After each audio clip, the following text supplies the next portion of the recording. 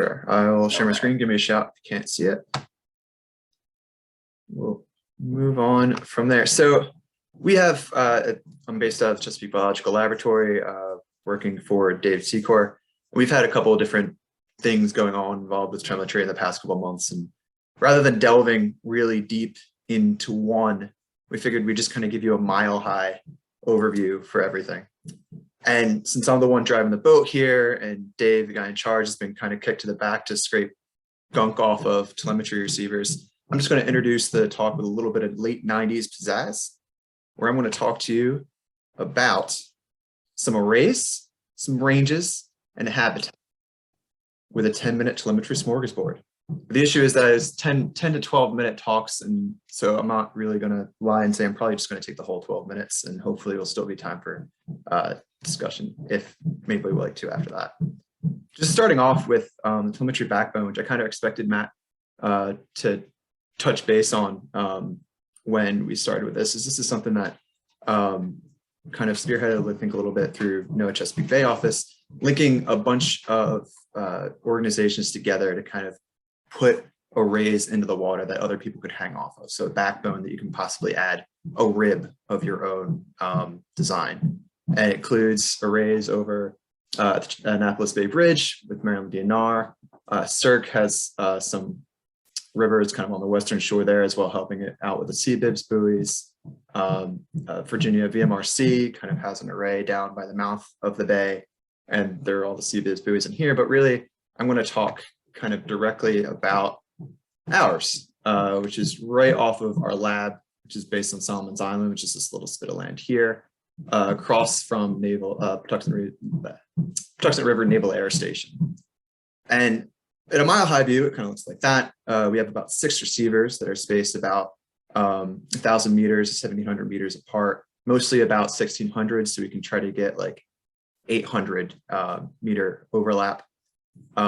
We have a hole in the eastern side over here, you can kind of notice, but that's due to it being very shallow and a combination of crabbers no man's land. So if we ever kind of have any desire to get receivers back, we can't actually put them over there. So it's kind of a little bit of constraint, but I think you'll see in a little bit that it still allowed us to pick up some pretty neat things. We've also worked with the Chesapeake Dolphin Watch to put dolphin click loggers on either side of those arrays. I know Kim has had probably a little bit of a fit in terms of how to log those instruments in the OTN Matos kind of framework, but we're kind of working on it. But to give a better idea of what's going on, if we kind of look from the south and add a little dash of Disney to it, we get something that kind of looks like this. So you can see that we have our crabbers taking up space over here. We have some navades, our sturgeon, striped bass, cobia, Count's raids, which are the species that we picked up so far swimming around. We have a pretty big navigation channel over on this side, and it kind of spans depths from about 2 or 3 meters down to about 36 to 40 meters.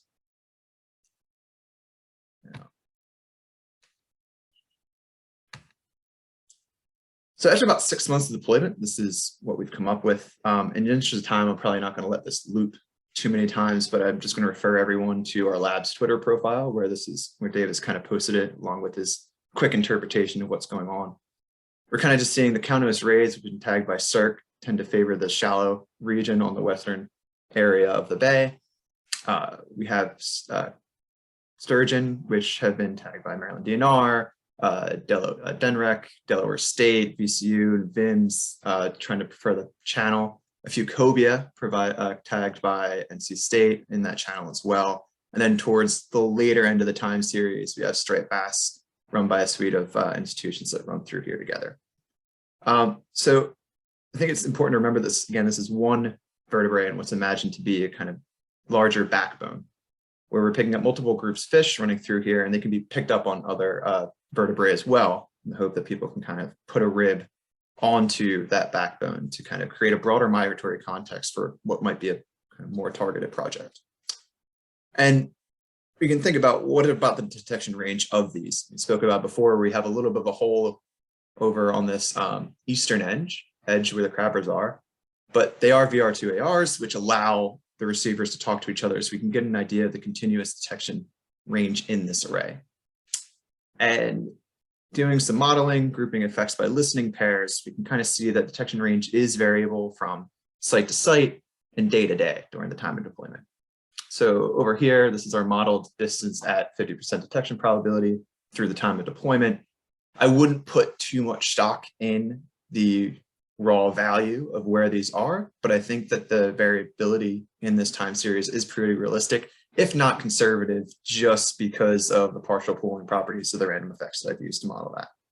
So I don't think this is news to anyone, but if we view putting a receiver in the water as going fishing for one of our tagged fish, we are in essence changing the size of our net that we're fishing with from moment to moment, minute to minute, day by day, hour by hour, site by site. And I think it's an important consideration to go through here. And if we are, this is interesting for me because it's probably the first time that I've gone out and tried to manage an array for an array's sake, rather than going out and targeting a certain species that we're interested in. So I think that building this array out in a manner allows us to get context for what we're actually hearing is important. And when we sit here, we model this, and even if Innovacy models your VPS detection range and things like that, right now it really is assuming that the whole water body is homogeneous in temperature and speed of sound. The issue that we get, especially in the Chesapeake and offshore Maryland, where we do a lot of research, is that that's not necessarily a safe assumption, that when we have warmer waters, speed of sound is moving faster. When we have colder waters below, we have a thermocline, speed of sound is moving slower. So it kind of has an effect of when you stick your hand out of a window in a car and it pulls your hand backwards. If the speed of sound is traveling through a faster medium, it's you in the car, and then you put your hand out into the air where the air is moving slower than you are, it pulls your hand back. Similar here, it pulls the detection range back. So a lot of times, and you see this reported, that when you go across the thermocline, you get less detection range. But you can also have mixed effects here. So if you have a storm coming through, the distance at which the sound of that storm travels is also lessened below the thermocline. So if you're looking at fish below the thermocline, you're looking at transmission distances below the thermocline, your detection range can increase. Similarly, your sound from an animal is refracted back down to that thermocline. So if you were looking at trying to pick up your species on the same edge of a thermocline as your receivers, you might hear more. If you hear it on opposite ends, you probably will hear less. And I really would refer people to this paper where I kind of sit here and wave my arms at it a bit, where I think they really put it in the proper context of how it needs to be looked, using math and physics and things that are way deeper than where I can possibly go. So it's my pipe dream a little bit that using some of these nav aids, we can throw a tag up there. And as this thermocline sets in, we can get a better idea of what the variability is through the water column through that time period, just thinking about managing this as an array itself. And now for something completely different. We're going to talk about some habitat.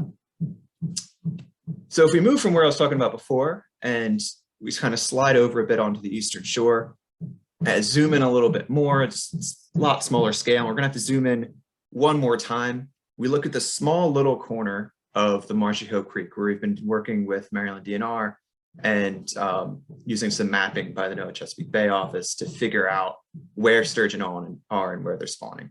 And the reason that we're looking at kind of these habitat polygons, which indicate sand and mud and gravel, is that sturgeon, as far as we know, seem to be a little bit picky about where they want to be and where they want to spawn. They want to stay away from that mud, but they really want to jump in on the gravel. So we would do what anybody kind of with telemetry wherewithal would do, and we throw a VPS down and just try to see specifically where they are over these habitat types. These are kind of the detections that we have overlaid those habitat polygons. And what I'm going to go into here is just thinking about things and kind of reiterating that I think that especially when we're using VPS and kind of targeted detections of where animals are, we really need to move away from kind of space agnostic modeling, especially when we're thinking about habitat models, to kind of spatial aware models. And I'll show you why. This is just my private journey in trying to analyze this data.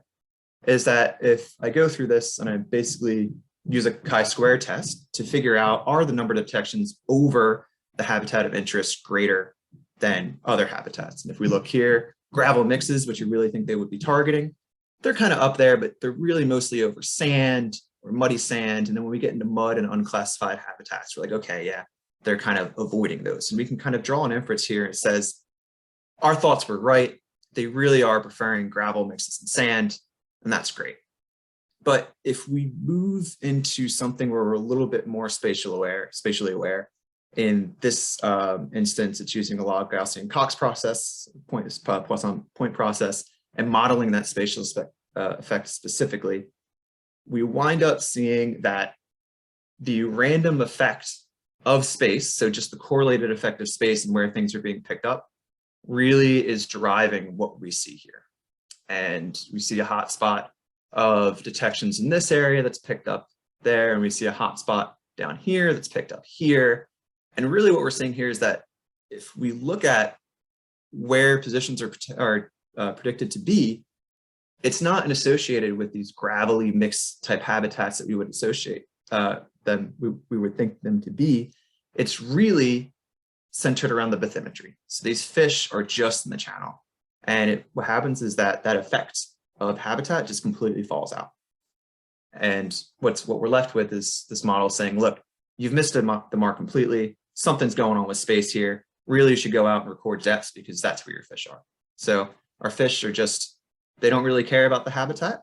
They're just trickling through in this corridor in the benthos, trying to move on to somewhere else, we think. So we need to go back to the drawing board. We need to figure out where they're moving to, because at this point, what we thought was them being associated habitat is really just them hanging out in the channel. So in conclusion, arrays, we got them. Ranges, it varies from moment to moment. And habitat, we really need to consider that space. And that's it. Thanks, Mike. Does anybody have any questions for him?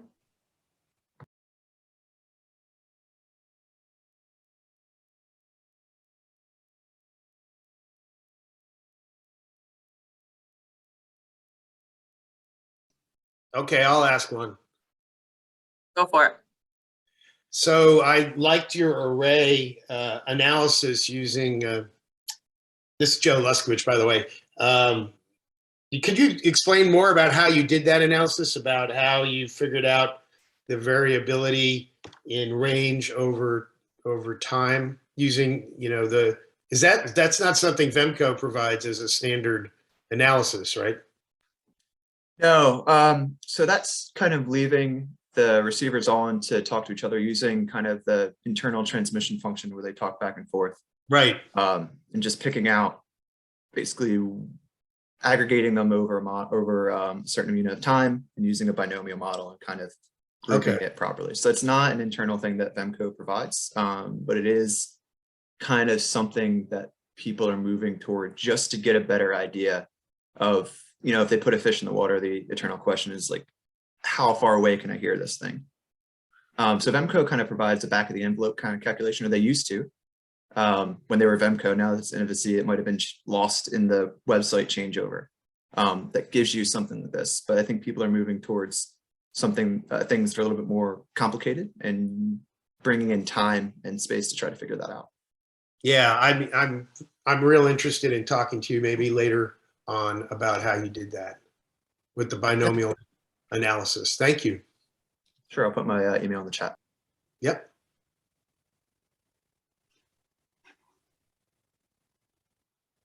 I got a question as well, Mike. You only did this in one location, right?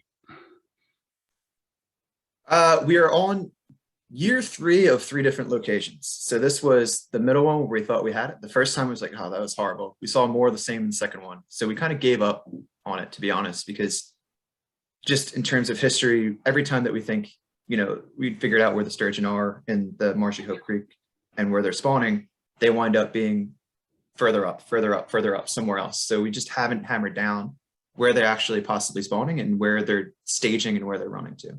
So this was a year 2 of 3 attempts.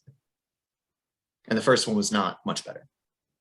All right, because we set up a similar VPS to look at them going through our gear, whether they were going over it, around it. So we basically set up 3 nets in a section of river. And one of the problems, of course, we ran into was we didn't have rapid transmission tags.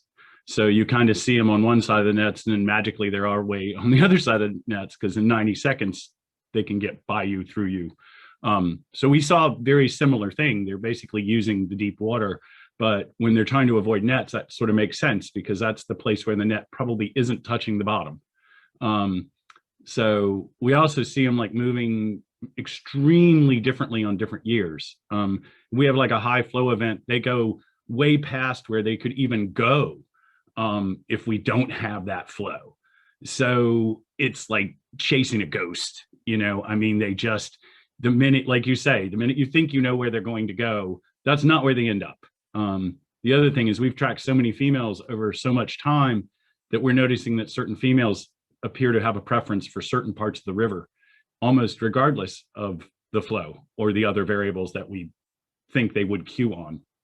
So I just wonder if, I mean, I like your approach. I think maybe if you get lucky enough to be in the right place at the right time, for that short period of time when they're actually spawning, you'll see what you thought you would see, but it's so hard to time it.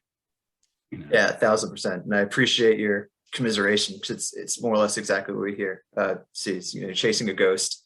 You know, we get fish in water that we can walk across at some point if it's, you know, amazing. strange years. Yeah. And it's interesting as well is that most of the fish in this analysis specifically were males, because it just so happened that a smaller subset of the females that were tagged came back that year, where the males were coming back more consistently, which I think you saw down there as well. So yeah, I appreciate the commiseration. I think you're making really good points, and it would be interesting to kind of maybe go back that first year where I think we had a couple more females and look at it a little bit more targeted in that aspect. Well, we'd also love to work more with you guys because your fish are our fish and our fish are your fish. So, so 1 year they're doing something for you and the next year they're doing something for us. So I think that in and of itself is fascinating. Yeah, absolutely. All right, well, thanks. Thanks again, Mike, and feel free to keep questions, you know, continue the conversation in the chat, or I think I saw his email go through, send him an email. But next up, we're going to have Joy Young, and she is the data manager for the FACT network, and she's going to give us some updates about what FACT has been up to.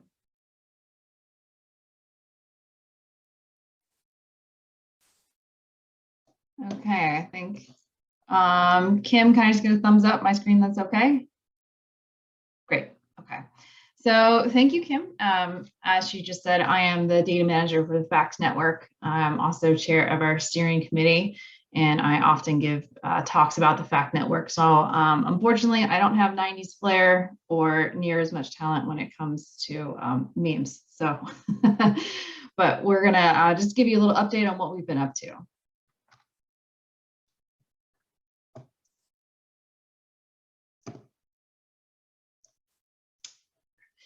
So I'm guessing a lot of people are familiar with FACT, but just in case, I wanted to go over what FACT is. So FACT started as a grassroots, we probably can't be called ourselves that anymore, but a grassroots group of researchers that were dedicated to the improving the conservation and management of aquatic animals by facilitating data management amongst researchers, using acoustic telemetry, providing a community for scientists, and building stakeholder partnerships.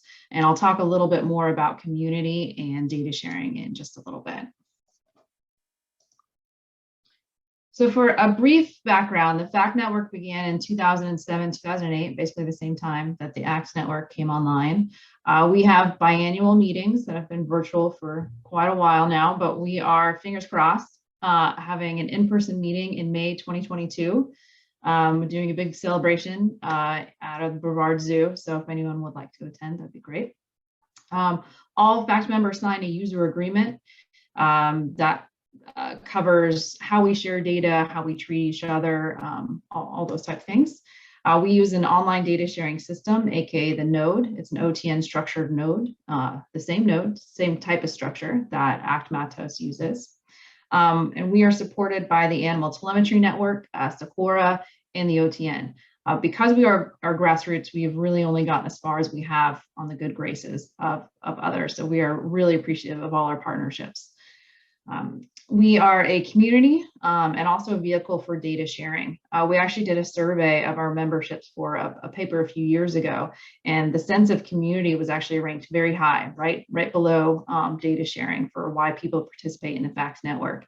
And that translates things into like, you're going out and you don't have enough batteries, your battery shipment didn't arrive in time. Someone reach out to someone from the FACT network and they've loaned out batteries. We had a situation where we were going to put a receiver on a buoy. We couldn't get a receiver to that person that had the buoy in enough time. So we reached out to a FACT member and they actually loaned one of their receivers and then we replaced it out. So the strong sense of community kind of keeps us pretty tight. So our relationship with ACT, we say a lot that ACT and FACT are sister groups. We came about around the same time. We had a joint meeting in 2014. Feels like a lifetime ago. That's how we actually first came upon the original iteration of the data sharing agreement. We remain in close communication with Kim and Matt. Kim and I are almost on weekly communications, I think, if not daily, during some parts of the year. We have pulled Innovus equipment predictions. So a few years ago, what we started doing is instead of each network doing their equipment predictions, we do them together now. So we actually, it brings more power behind us and we share the same equipment discounts between ACT and FACT. And once again, we use a compatible data sharing system. That means that you don't have to report your data in more than one place. As long as you are reporting your data to one OTN structured node, whether it be FACT, OTN, ACT Matos, any of those, all those data are cross-matched.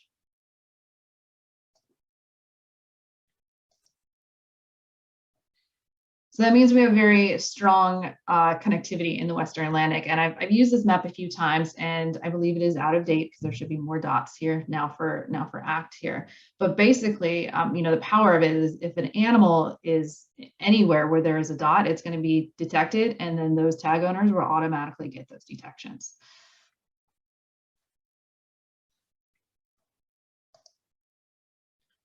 So the FACT database and community, we have over 280 members, 93 different organizations represented. That map is one made a few months ago, but it's all the different colors of different groups, and then the sizes are number of deployments. So those are kind of shows you where the receivers are within the FACT network. It shows you that we range, we overlap with ACT basically in North Carolina, and then we're down south into Florida. And we also have projects in the Bahamas and in the US Caribbean. So we cover 6 states, 2 countries, 2 US territories. We currently have 152 projects ongoing or registered, with 160 of them ongoing and 36 completed. We've been trying to make a concerted effort to actually chase after historical data to get it in, and we've had some pretty good success with that.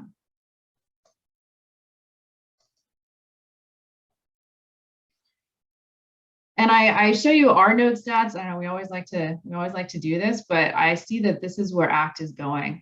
We had a jump of probably 1.5 years on ACT.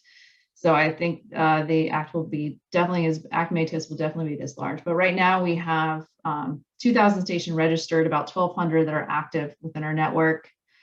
Within just 2019 to 2022, there's been over 4,000 deployments that have been registered. The database currently holds over 211 million detections. 92 million of those have been matched to animals, and it's 45 million that are left unmatched. And I will echo what Kim says, is that number of unmatched will never be 0, even though it really bothers me, but it never will be, just for the amount of things like false detections, when people don't run a register, range test tags, things like that. But having that many matched is pretty good.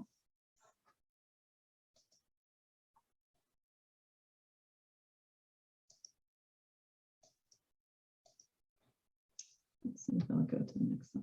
Here we go. Okay, so now we can talk about animals. We have a little over 8,000 tags that are registered, over 2,500 that are active, swimming around. I wouldn't say just in fact, because they're swimming around everywhere. Over 108 species have been tagged. That includes bony fish, sharks, rays. There's a lot of sharks that are tagged in Florida, alligators, and even aquatic turtles. This is a stat we put together because some people found it interesting, is that if we look at what's currently in the water between tags and receivers just within the FACT network, we're looking at a little over $4.7 million worth of equipment in the water.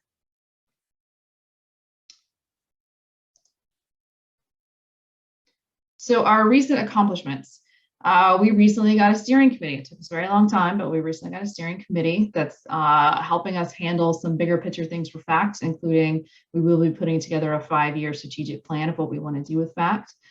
We recently started a loaner program. This is joint with the Ocean Tracking Network. So this has been really great.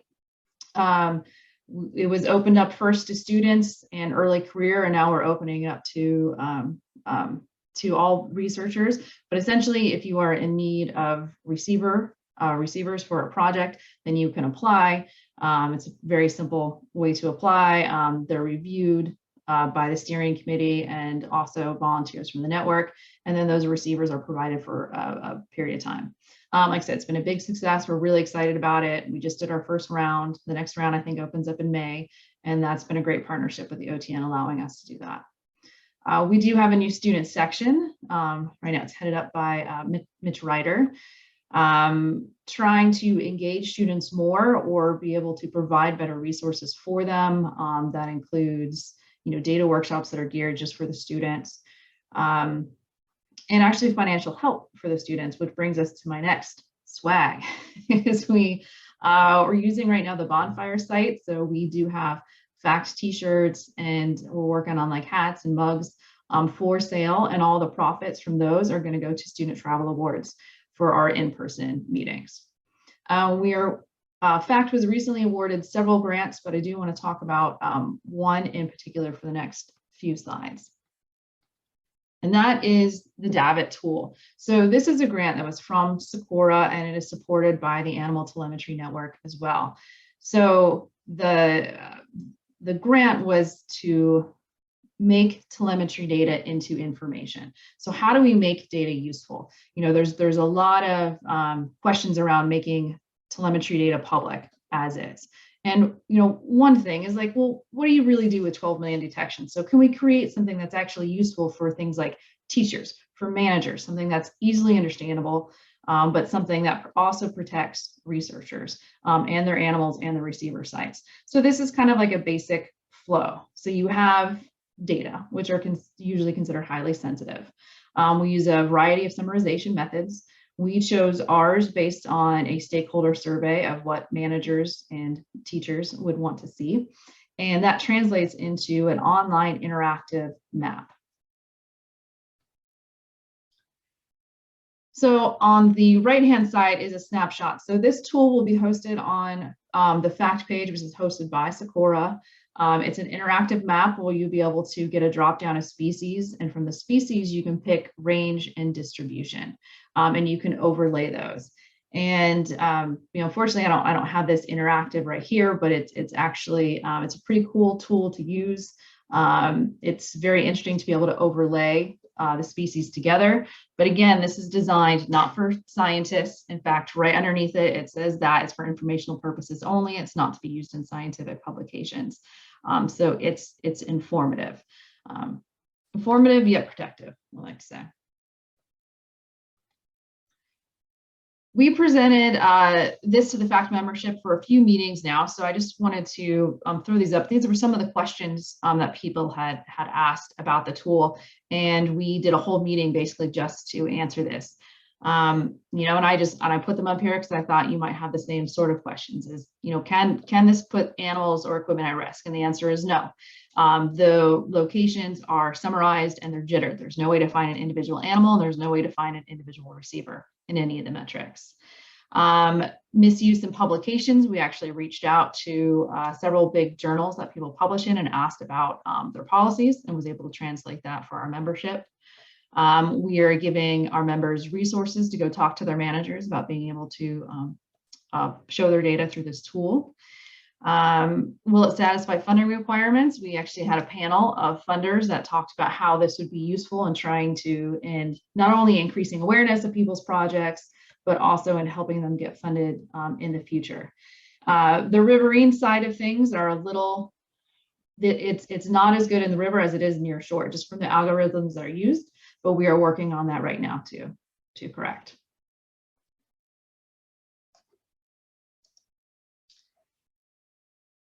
So, one of the logistics things that ended up being the most difficult is how do we get people to say yes, or what is the process? So we actually created an online form, and we're doing this right now. So it gets sent out to all the point of contacts and all the PIs. So all the point of contacts and PIs on a project have to click this box and have to say yes. And you can opt out of it. You can opt in with exceptions saying these 3 tags I can't have in here, or this species I can't have in here. And then it generates a PDF and then it's sent to our email address. And this is how we're keeping track of what information can flow. There is no extra requirement on the researcher. We can actually pull directly from the nodes. And we are doing a soft release in the next couple of weeks with the data we have approved to flow through it right now. So our timeline of it, we're doing our official launch spring 2022. We're doing some stakeholder workshops. We'll be showcasing this to managers. And then we're having a big party at our May meeting to really do like the big release. So thank you for indulging me for talking a little bit more in depth about the DAVIT, but we're pretty excited about it. We wanted to pass it along. Again, that's in a big support of with Socorro and the Animal Telemetry Network. And now I will say thank you. And there's too many people on the FACT network to thank. The power of these networks are in this members, and we can't list them all right here. So we just say a very general thank you, and thank you to all of our partners.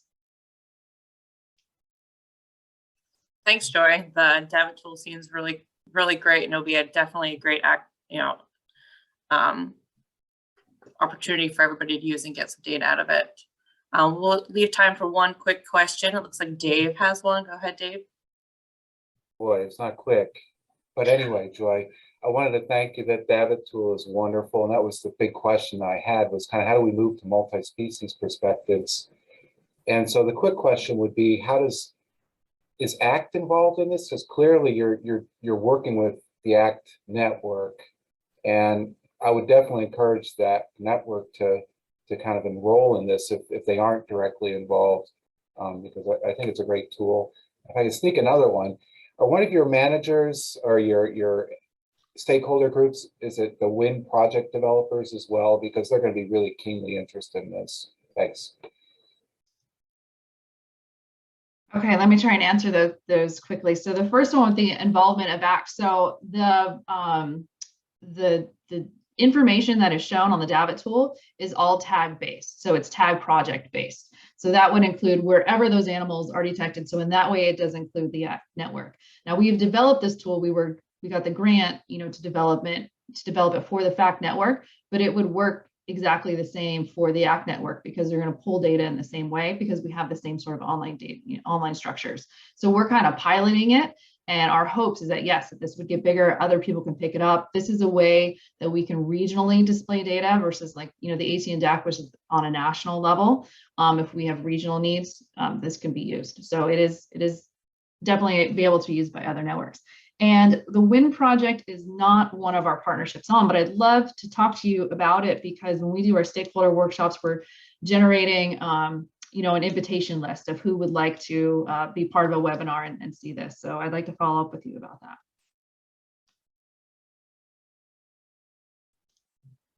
Thank you. All right, next up, we will have Jake LaBelle giving us a presentation about juvenile and subadult sand tiger sharks in New York.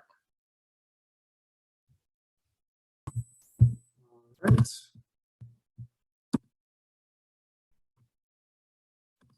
All right, can everyone hear me? Everyone see the screen there? Yep, you're good. Great. All right, good morning, everyone. My name is Jake LaBelle. I'm the Research Program Manager at the Wildlife Conservation Society's New York Seascape program based at the New York Aquarium. That's a long bit of word salad, just meaning that our program is the research policy and outreach arm of the New York Aquarium. So the New York Aquarium has been housing sand tiger sharks at its facilities since it began in the late 1800s. 1897 is when the aquarium opened at the southern tip of Manhattan. And pretty much since then, we've been showcasing sand tiger sharks to the people of New York. Those sharks were largely locally sourced. The waters around New York City and out on Long Island were long known as nursery habitat for sand tigers, duskies, and sandbars. And there are even recreational fisheries for sharks stretching back to the late 1800s. You can find newspaper articles from the 1880s of people actually paying to go out on boats and fish for sharks in some of the South Shore bays. But those stories kind of tail off as you get to the latter part of the 1900s. So we decided to investigate whether some of the South Shore bays were still that nursery habitat for those sharks. So for some logistical reasons, we don't have our own vessel. So our boat operator is based out of Babylon on the South Shore of Long Island. We decided to look at Great South Bay, aptly named. It's the largest embayment on the South Shore of Long Island. And so some of the questions we wanted to ask, do sharks still use Great South Bay? What is their distribution within the bay? And what are some of the factors that may affect that distribution? And more importantly for us, we are the Wildlife Conservation Society. So what are some of the conservation implications for that data? We started off with a pretty small array. There's lots of different colors here, so bear with me as I walk through our little range expansion here. We started with these white receivers here, just along the South Shore. Our receivers are hung vertically off of Coast Guard buoys, mark all the channels running through Great South Bay. Great South Bay is very shallow. So running joke, if you fall out of your boat in the bay, just stand up. So using those Coast Guard buoys is a good way to get a little bit of depth, and hanging them up near the surface of the water, we get good coverage even across those flat, shallow areas. So as time went on, we were able to expand our array. We were getting not very many detections of the sharks we were tagging. We were kind of curious, so we kept expanding eastward and northward. Still not really finding where our sharks were hanging out. We were getting large delays between sort of absences of our sharks of up to a week or more, until we started looking at these areas here. And those are actually the marinas that are situated along the South Shore of Great South Bay. This is actually where we were catching all of our sharks. We had been fishing out in the bay early on the first few years, and not having any success at all, when we were actually given a tip from somebody who was catching sharks just sitting in his boat docked in a marina. And so lo and behold, we go in and we start catching sharks in these marinas, right in the corner, just kind of hanging out right next to the bulkheads. And so when we eventually put our receivers in there, we saw that was the cause of our absences. These sharks were spending upwards of a week at a time just sitting inside these marinas. The first year we had receivers in there, we were concerned that they were dead, being caught by these fishermen and just lying there. But eventually we saw they make very short forays out into the bay, and then come back and just sit inside those marinas. So over the years, we tagged 71 juvenile sand tiger sharks. We never caught any other species aside from a few smooth dogfish early on in the seasons. Never saw any sandbars or duskies inside the bay, at least.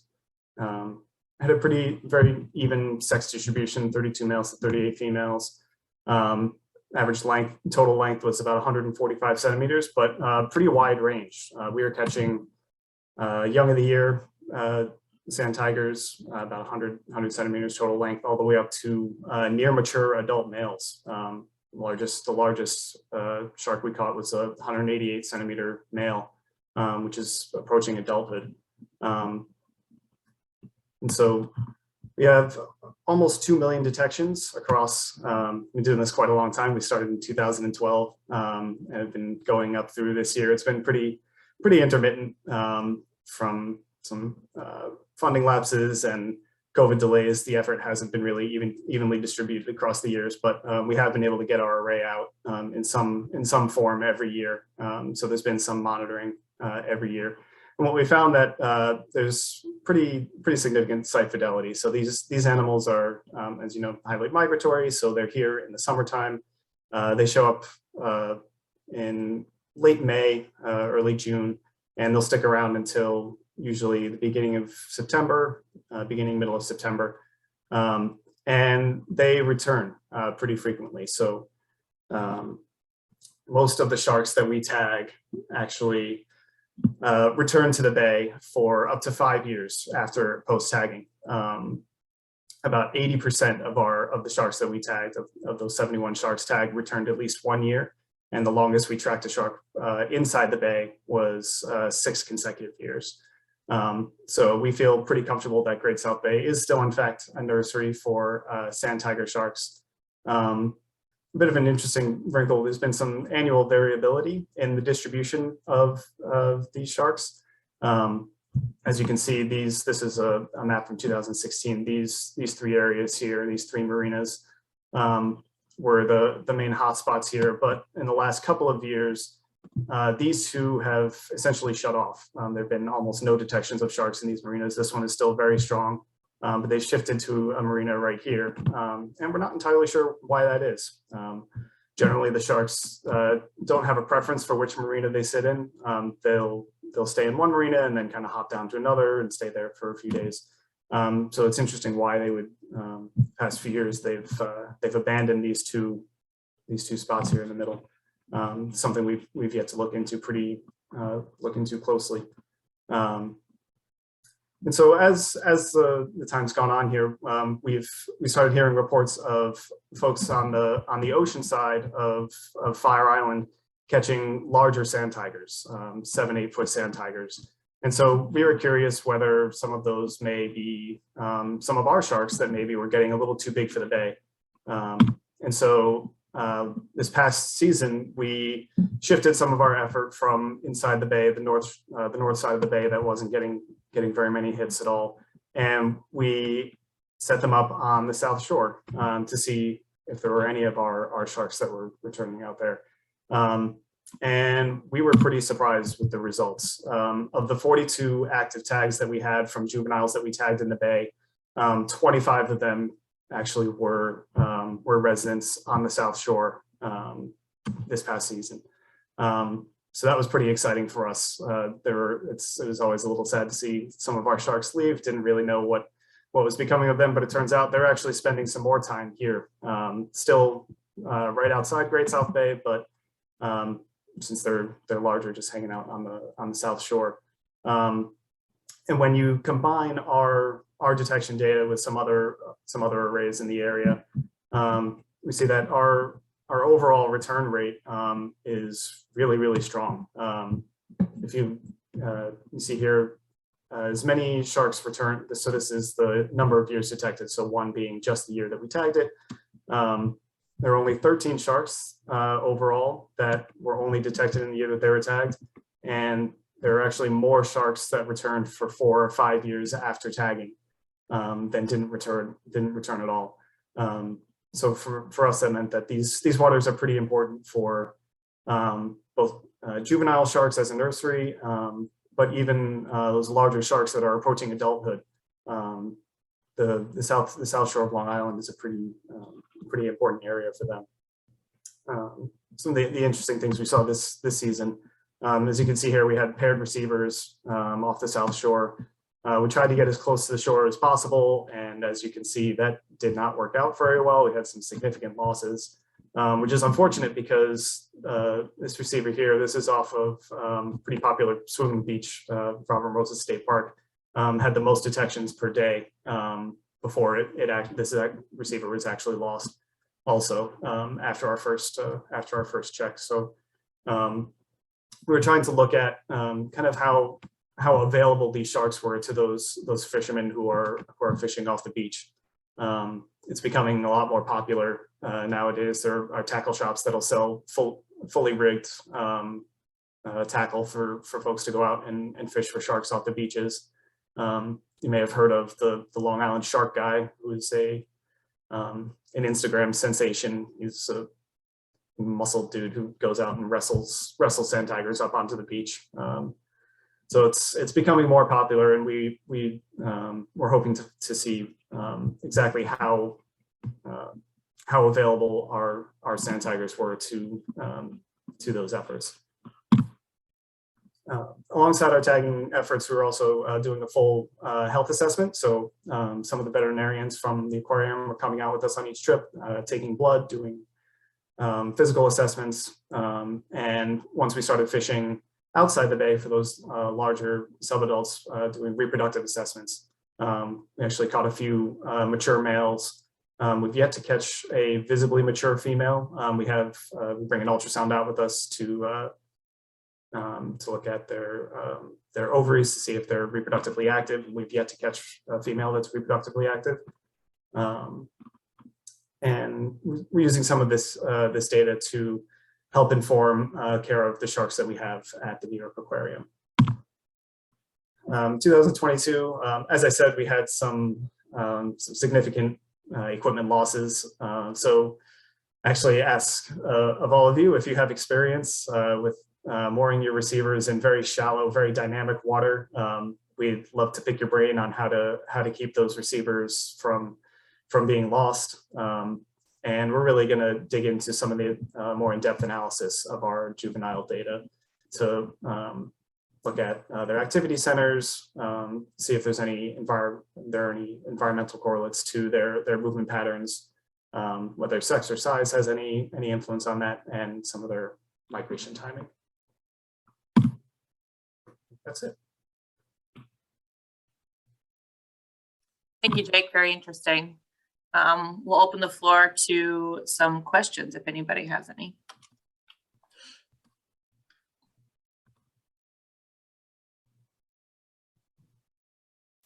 Or any advice on how to keep those receivers in place. Yeah, Kim, this is John Dodd from the Atlantic Shark Institute. I had a quick question for Jake. As it related to these marinas, was there any association? Do these marinas allow folks, all the boat owners, to come in and clean fish and dump fish carcasses into the water, et cetera? Was there any sense of why they were going to these marinas in the first place? So the marinas are more, they're not fishing marinas. They're sort of residential marinas, for lack of a better word. People bring their boats in and they just live on their boats for a week or two at a time. I believe that it's more sand tigers are structure associated, so they prefer hanging out around structure. You see in North Carolina, adults are hanging out around a lot of the shipwrecks out there.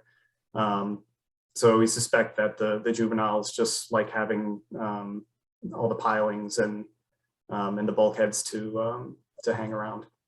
Great, thanks. Thanks yeah, for for that. the most part, people aren't really cleaning fish in those marinas. Occasionally it may happen, but they're not fishing marinas. Thank you. I see lots of offers for help in the chat, so thank you very much. I'll reach out to you guys individually. Yeah, Jake, also